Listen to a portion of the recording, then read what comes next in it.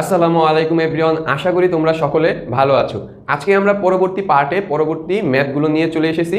আজকের পার্টে আমরা উৎপাদকে বিশ্লেষণের যে প্রথম 4টা ম্যাথ করছিলাম গত ভিডিওতে, আজকের পার্টে আমরা কি করব, বাকি 4টা ম্যাথ শেষ করে ফেলবো।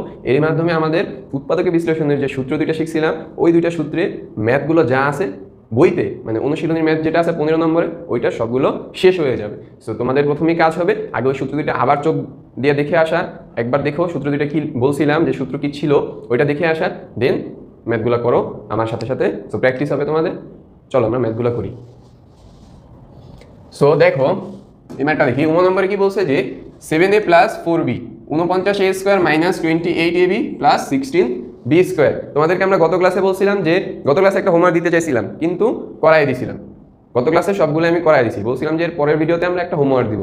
এই হোমওয়ার্কটা এইটা, ঠিক আছে? এটা হলো যে হোমওয়ার্ক, এটা আমাদের হোমওয়ার্ক। সো এটা তোমরা হোমওয়ার্ক করবা, দেখবা এটা এখানে প্লাস আছে, এই জায়গায় মাইনাস আছে, তাহলে কোন সূত্রে যাবে তোমাদের এটা নিজেরা করবা, ঠিক আছে? এটা আমি করে দিব না, করে আমাকে কমেন্ট সেকশনে বলবা,